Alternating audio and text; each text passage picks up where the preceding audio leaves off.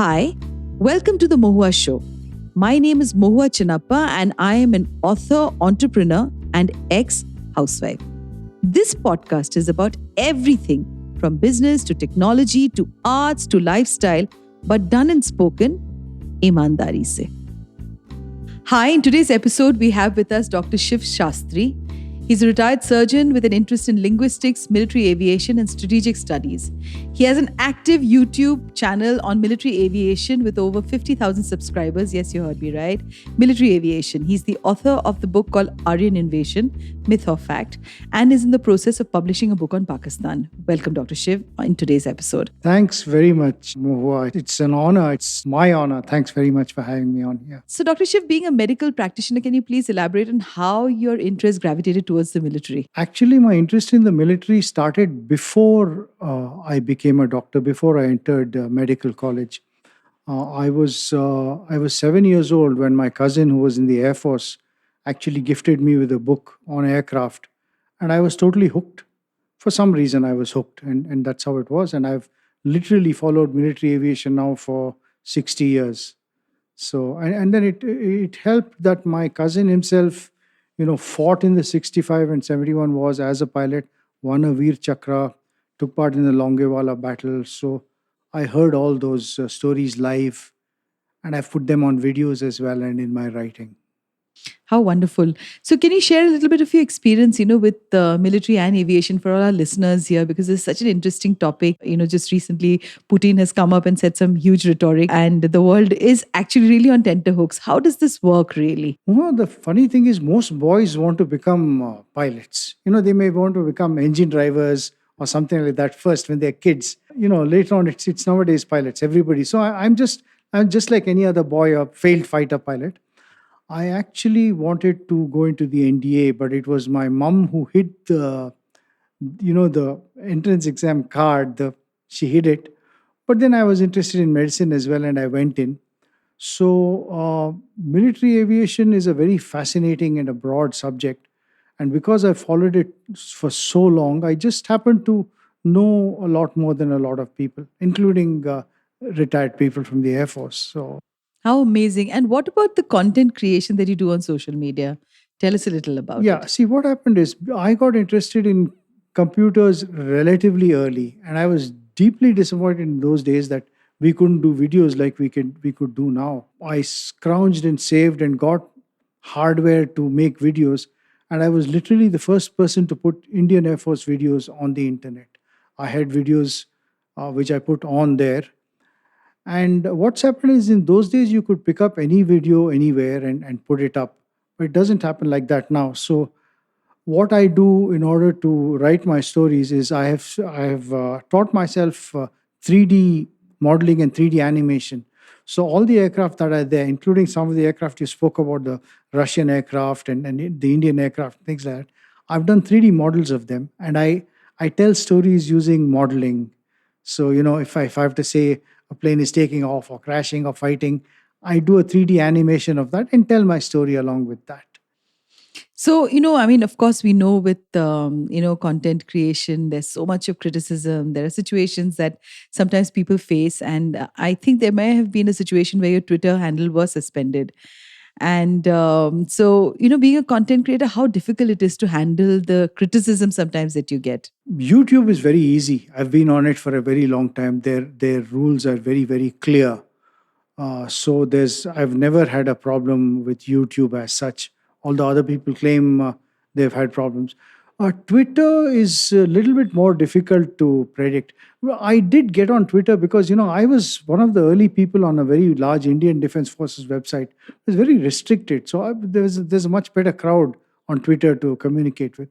Suspension of a handle is not a big thing. Your friends are still there. Yeah. Yeah, it's like leaving a job or leaving your place of residence and going to another one. So it's not such a big deal. So let's now come to your book called Aryan Invasion, Myth or Fact. So what are the myths that you are, trying to burst among the audience, And your book talks about how Europeans thought that they were the first dynasty. And when they found out Aryans existed before that, they spread a rumor that Europeans, ruled Aryans. and also linguistic similarities of the language between European languages and Sanskrit. So tell our listeners a little bit more, because everybody I hear, they keep really tom-tomming, oh, we are the Aryans and we are the Aryans. I mean, where does this entire complex arise from? The entire Aryan invasion story was cooked up by the Europeans in order to, what shall I say, to help their own make their own history. If I may spend a minute or so telling you what happened. You see, in Europe, basically, all their knowledge either came from the Bible or, their own whatever little myths they had, until archaeologists found some very old ruins in Syria, and those ruins actually had stories from the Old Testament. So now the Old Testament has more to do with the Jews, the Semites, than the Christians of Europe. And the Christians of Europe during this time, who felt that they were the superior race going abroad, they were very upset. And they said, how can the Jews have an older history than us? And they were looking desperately for things to improve their own, their own status, their own history status, when they found Sanskrit. And until they learned Sanskrit, they never realized how European languages were related to each other. So then they said, okay, here's a very old language. This language is older than the Jews. So therefore, this is our history. These were our people. Very long ago, we were the Aryans who came to India and conquered these black people and sent them off to the south. This was the story that was cooked up. So there's a lot of evidence against this, but it's taken me, some 15 chapters and 400, 500 academic references to write the book. So this is how it is. The other thing is, a lot of people in India felt very happy when the white people came and said, oh, you're fair, you're like us. And, this is a problem all over India. You find people thinking, I'm fair complexion, I must be Aryan. I met a doctor yesterday, good friend of mine, says, but don't you think, see, look at my eyes, I've got light colored eyes, I must be Aryan. So, there is this problem as well. So it's such a complex that stays on forever, and yeah, factually it's wrong. Let's just talk a little bit about the migration theories that you've quoted in your book. The Aryan Invasion migration theory postulates that ancient Indians did not know of horses and that they were introduced by the invading migrating Aryans from the steppes. According to the Ashwamedha Yajna, horse bones were found in many places in India, from Bogor, Rajasthan to Halur, Karnataka. So tell my listeners a little bit more, because most people think that, the invaders came in with their horses, and that's how that we learned about horses. That is fake, actually, because there's a lot of horse evidence, actual horse evidence that has been dated from dated by actual scientific methods long before that. But, the point is this, nowadays when we talk about science, we talk about scientists. But when these theories came up, these were all done by linguists. And the linguists wrote their books and they made them into academic textbooks. So nowadays when people read books, they're still reading those old things and believing that. It will take a long time to change people from this. And it was not helped by certain historians who also believed it, because they learned the same. After all, if your teacher teaches you something, you're going to learn it. So our historians have been taught that, and this is what they learned. And it's up to scholars to come up with the correct evidence rather than fighting and arguing and saying, you're silly, I'm clever. Look at the evidence that's available and then see what actually happened. There have been hundreds of migration, but there was no Aryan migration. The word Aryan was taken from a word in the Rig Veda called, the word called Arya. Now, Arya is just people who follow certain traditions. It's not a race of Aryans. That is to say, for instance, in a society, you have teachers, you have journalists, you have doctors. So it's not that you have a race of doctors. So you can't take the word Arya and add an N and make it a race. For instance, with the word, Sundari. The word Sundari means beautiful woman. You can't add an N and say there's a race of Sundarians in this, So this is the thing. So there was no race as such, and there's no genetic backing either. It's very clear. So, India was a land of rescue and a place where the victims could take shelter as refugees. But today, with strong laws, these people have nowhere to go. In your opinion, we need such strong laws, or the government needs to be more sensitive? Tell us a little bit about this. Okay, this is a very, very complex topic. There is no short answer. You see, once you have a nation and you have the concept of border and you have a concept of citizenship, okay, then you start cutting down on who can come in and who cannot come in. When there were no such borders, anybody could come in. You see, this is what it is. People could come in as refugees. So here, now if people come as refugees, they have to meet certain requirements, certain laws. So this is how it is. Either we follow the laws or we don't. It's, and this is perfectly related to the topic that originally started our conversation. A lot of these things are interrelated, about a topic that is close to your heart as well. What are the laws? Who follows the laws? Where did the laws come from? Should we follow those laws or not? Are those laws right or wrong? So this is where it is. With this so much of displacement and the misery that that happens with the human race with migration is not even a topic that's yet been touched by a lot of people. Of course, there are a lot of authors and writers and people who've done work on it.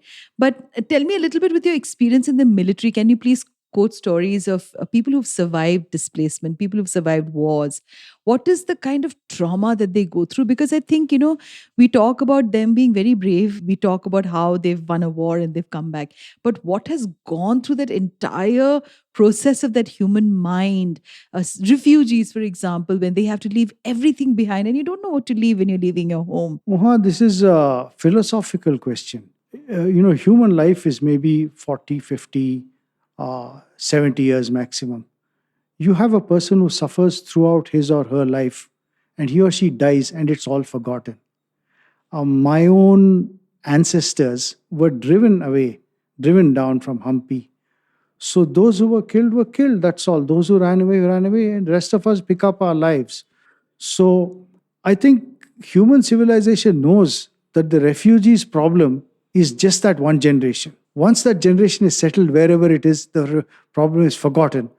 So if a wrong has been done, it has to be documented properly in history.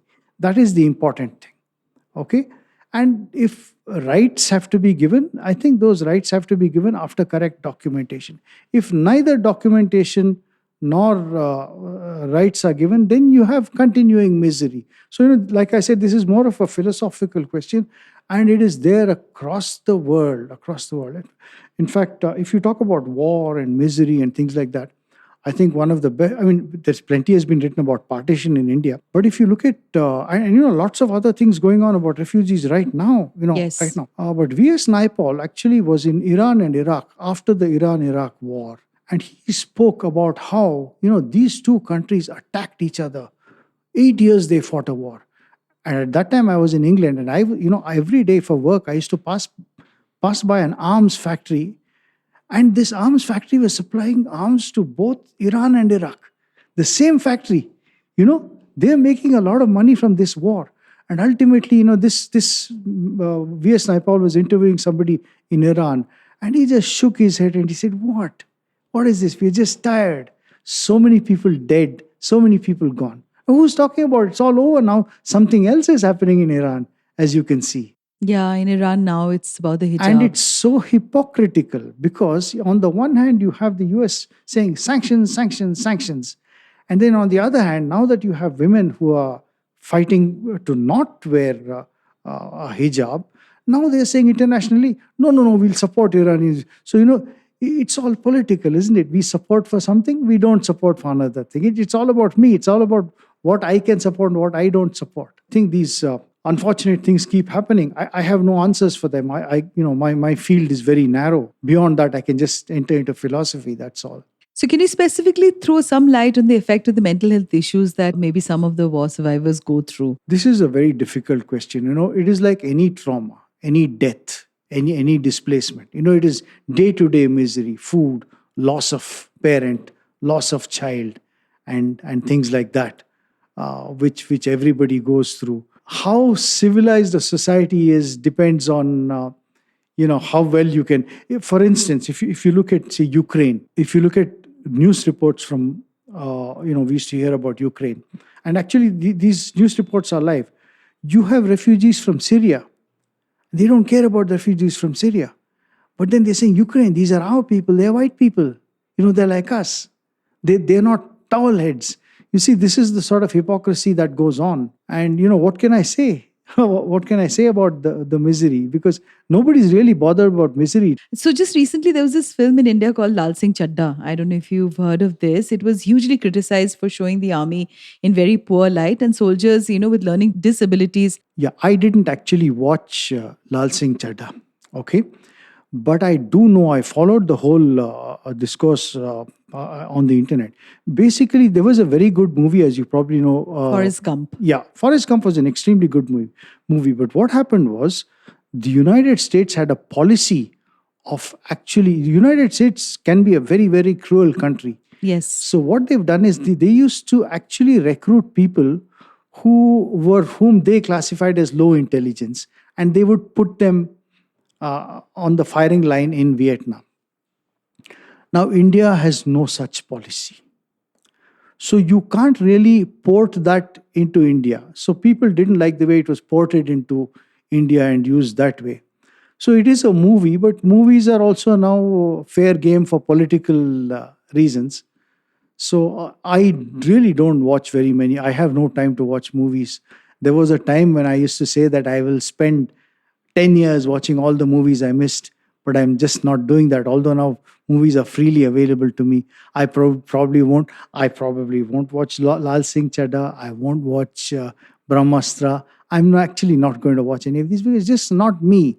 I don't go for Netflix.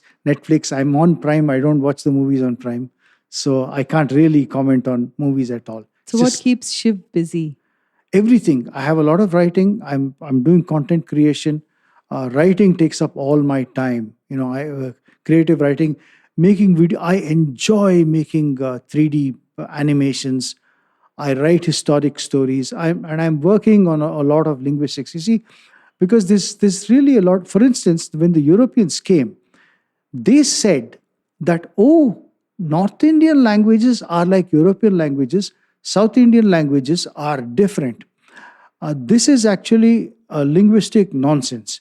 If you look at the methods they use to classify languages and apply the same methods to South Indian languages, you find that they are more closely connected than European languages. So I'm actually going to be present. I've written a paper, but I'm going to be presenting it at a meeting in November later this year. So basically, I'm a nerd. By nature, I'm a nerd. I've spent my life as a surgeon. Surgery, yes, it looks very exciting, but it's a very nerdy business. Because a lot of it is about studying and that sort of stuff. And although it all looks very heroic, you make cuts and you can write here. I wrote a book, actually. I put it online about my surgical experiences. But I pulled it because a publisher was interested. So it was called Blood on My Hands, Tales from the Operating Theatre. The publisher is interested, so I'm waiting to see if the publisher will publish it. But although surgery is very, very exciting, it is basically nerd. Like all doctors, we are nerds. And we're always studying something, writing papers and stuff like that. This is how. Why did you choose the title Blood on My Hands? Because surgery is blood on my hands. Surgery is blood on my hands. Is there any incident that you remember, during your tenure as a surgeon that at a moment that you've been very challenged, something that you would like to share with our listeners? Every surgery is a challenge. And I wrote this in my book. Every surgery is a challenge. I can remember so many challenges. There's two types of challenges. One type of challenge where you think you're going to lose the patient and find somehow the patient survives. And the other type of challenge is where right from the beginning that this patient is not going to make it. And you say, God, why did you send this patient to me? What am I going to do? So you have both types of challenges. For instance, there was a lady, her entire intestine was dead. See, you have the stomach, you have the small intestine in between, and the large intestine. And very rarely, this whole thing becomes gangrene. Gangrene means dead, it's black in color. So I had to remove her entire intestine, about 17, 18 feet of it. And there was only 6 inches left, 6 or 8 inches. I managed to join it up. So, there have been surgeons and I have had teachers who've told me that when you see a patient like this, just close it up, don't remove it, they're going to die. So I have actually, in my student days, seen cases where the patient was allowed to die because, so in this case, how do you choose? Are you going to let this person die? So I joined it up. And luckily, the patient has a lot of problems when this happens, but there are ways of getting over it. I implemented those ways, and she survived, which is very happy. I saw her 6 or 7 years later. She brought a child to me, so that's one thing. On the other hand, you get people who are just going to pass away, and so there's a lot. I have this book, Blood on My Hands, where I've written all these things down before I forget. So there are so many. There's no end to the number of exciting things. I think last time when we spoke, Dr. Shiv, we also spoke about surgery for transgenders in India. Of course, we read very horrific reports of how they have to go really into these small towns, and they're extremely conscious of going into clinics because they feel that they may be teased, they may not be treated very well. They go into places where they have a local doctor who sometimes may not have all the sanitization and all the other anesthesia that's available for them. The procedure is done. What are your views on this, and how much of truth is in this? Mohua, thank you for asking me this question. I came to talk about it. You know a lot more than me, and I would like to learn from you. But yes, I do have some very, very strong views about some of these things. And I mentioned earlier that all these things are related. If you talk about transgenders have been there long before the British came. Okay, they've been there for a long time. Who gave us our penal code? It was the British who gave our penal code. Now, in our penal code, they don't recognize transgenders. That's one side of the story. The other side of the story is me. I'm a surgeon. What education have I done? I've got allopathic medication. It's medication that came from the West. The surgery came from the West, the techniques. Do the textbooks recognize transgenders? No, they don't. So, you don't find anything in your medical textbooks telling you that there is such a group of people and this is what they need. When a transgender has a problem with a gallbladder or a hernia or some other, broken arm, it's like anybody else. But when it comes to the specific question of gender surgery, there's nothing in the textbooks. So what happens? There's a huge gap.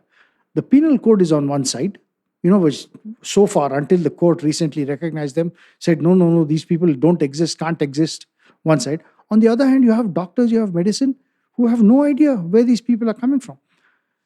Actually, now, I have learned not from medicine, but from other sources that at least for those who are biologically male, who prefer not to continue as male, they need to have some kind of procedure in order to, live their lives the way they want to live their lives. Let me tell you, these are the thoughts I had about transgenders even before I met you. These are the concerns I had. From the medical point of view, very, very few children are born as transgender children. They're either male or they're female. Okay, very few, maybe 1 in 10,000 or something like that. So very often transgender is a choice. That is to say that a person says, I don't want to be this particular gender. It's perfectly okay to have this choice. Now, how does this person exercise this choice? Now, you're telling me that they go to clinics and things are done. They never come to hospitals. I've worked in dozens of hospitals. I've read all the surgical literature that needs to be read by a surgeon. There's no question at all.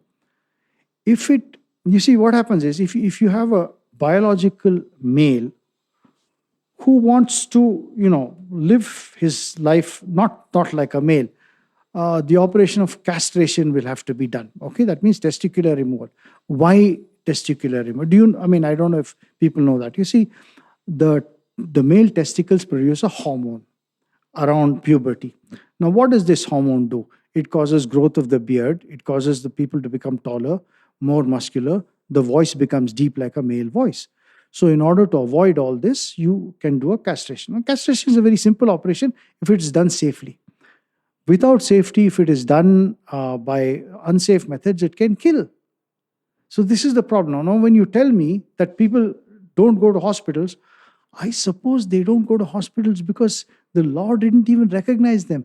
I am sure that during my training days, if a person had come to me and said, please do a castration, I would have said, get out, this is illegal. This is how it is. So, they're stuck between devil and deep blue sea. That is one concern that I had. This is such an interesting point of view, Shiv. And I am, this goes out for all my listeners. And we have so many people from the queer community that our textbooks does not include them and does not include surgeries of gender assignment.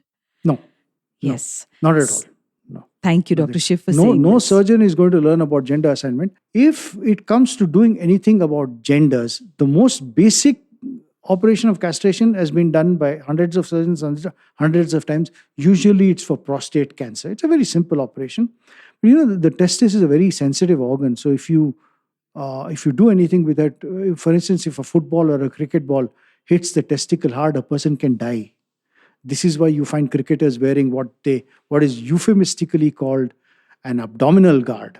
Okay, so it has to be once done under proper anesthesia. There's no problem at all. Okay, it can be done that way. But where is it? Where does it? Show me one textbook where it says that people will come to you. You see, the textbook will say all the diseases that people come to you with. There is no textbook that tells you this is what people are going to come for. Operation is simple. But when you head on, now you have in India, or the system in most countries, you have an MBBS, which is a basic qualification. Then you have a surgery qualification, an MS. Then you have a super specialization, which can be cardiac surgery, gastrointestinal surgery, urology. It's either urology or plastic surgery who will end up doing gender reassignment surgeries. So it's a super specialization. And they are the costliest, and it's always done in the most expensive hospitals. It's not going to happen. It's not going to, because, see, our law doesn't even, the penal code did not even recognize these people until recently. These people don't exist. Where are they going to go? Which hospital they're going to go? Here the doctors don't know. The law didn't. Now the law suddenly says, fine, you're okay. You're human beings. You're allowed to exist. What about the medical profession? Are they included? And in between, there's a nice bunch of quacks who are doing things for them. We don't know how many people are dying. We don't know how many people are being maimed. And there are a couple of other issues, if I may just mention. You see, what happens is when you, especially things like castration and gender assignment, you need to have consent.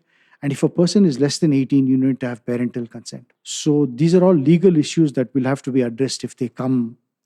Person who is born as a boy, who's 12 or 13 years old, and decides that, look, this is not me. This, I feel that I cannot continue to be a boy. And he goes. Now what happens? They're going to ask him, get your parents' signature. We're not going to do this. We want your parents' signature for this. So, these are all solid legal issues because it's the law. Here we have a law that came from England, and we have surgical systems that came from England, and these people are stuck in an island in between. So do you suggest, Dr. Shiv, that this has to be looked into, because obviously there is a huge conversation and acceptance about queer people today, and people are talking about so many different forms of identity.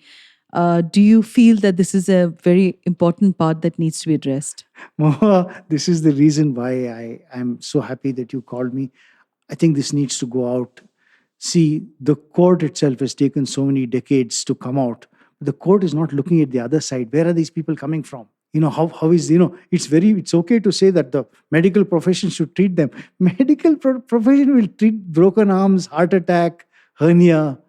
What about gender surgery? What are the legal implications? There is nothing, there's no guideline for okay, you can say that I have plastic surgeon friends who would have, been abroad, and they say, oh, this is what we can do. We can do this kind of reconstruction, that kind of, create an artificial vagina, create an artificial penis, all these things can, but that is not the point. What about the ordinary MBBS doctor? Does he know anything about it? Does he know anything? What about the surgeon? So, these questions have not been addressed at all. I think groups, of these people and people like you who represent them need to go to government and say, this is what is happening. You see, right now, unfortunately, Mohua, there is a mafia that is doing things, may not necessarily be for transgender, but for beggars also, that the country is not looking at. There are, I find some beggars on the road who have medical deformities that are impossible. Impossible means you have to break a child's arm and deliberately not treat it. And if the child survives, it will be like that. This cannot happen. You see, this cannot happen. It's happening. It's happening. Nobody is looking at it. You see, there is a huge blind area in our country where neither the legal system nor the medical system is looking at. The sociologists need to look at it. Okay? And, you can't criticize this person or that person. We need to find out, what are these people doing? How are these people coping? And your writing about it is very important. You must write about it because, what do the medical profession doesn't know what these people need. They have no idea. It's not there in the medical textbooks. The psychologists don't know. Psychiatrists don't know. They'll treat depression, they'll treat anxiety, they'll treat schizophrenia or something like that. There's a huge hole here which needs to be looked at. How do you suggest that going forward? Is this something that there should be representation on behalf of the community to go ahead and speak? I'm actually speechless because I don't know from where it will start because there's so much and so many things that's unaddressed, unheard, and unspoken. This thought actually came to me the first time when we had the initial discussion. You said that these people are going to some clinics. What are these clinics? Where are these clinics? You see, this is the problem. It is quite possible that some of these clinics are actually A, illegal, B, possibly supported by criminals, and possibly helped by, perhaps law officials who turn a blind eye for a little exchange of some kind of, a sweetener. So there is something seriously wrong here. And you have to start from grassroots. What sort of medical treatment do, say, transgenders or any of these marginalized groups need outside of what are normal illnesses that anybody else, because here is a special group. They have certain special needs. Ordinary broken arms, cataract, heart attack, this anybody will treat for anybody. They're not going to look at the gender or the lifestyle part of it. So, somebody has to document these are the needs. One. Second question is, where is it being done? Now, where is it being done may be a problem because here if you ask my personal opinion, I don't know, I don't have the facts. There is definitely illegal things going on. And when you start exposing illegal things, you start coming under personal attack because the criminal mafia will not like it. So this is a serious issue. Even I don't know how to address it. And the first time I thought about addressing it was when I met you. Because, I am going to be 67 literally day after tomorrow. Okay? And 67 years, I've spent my life more than 40 years as a surgeon. And I have no clue. Who is going to help me? Who is going to teach me? This is the question. Thank you so much, Dr. Shiv, for being on today's podcast. I'm sure for all the listeners, there's so much that he's thrown light on. And for me to really sit down and ponder, thank you for being here today. Thank you, Mohua. Thank you. To you, our dearest listeners, you can find us on your favorite streaming services, Spotify, Amazon Music, Apple Podcast, and of course on all other major streaming services. With loads of love, we are The Mohua Show, where we talk ईमानदारी से.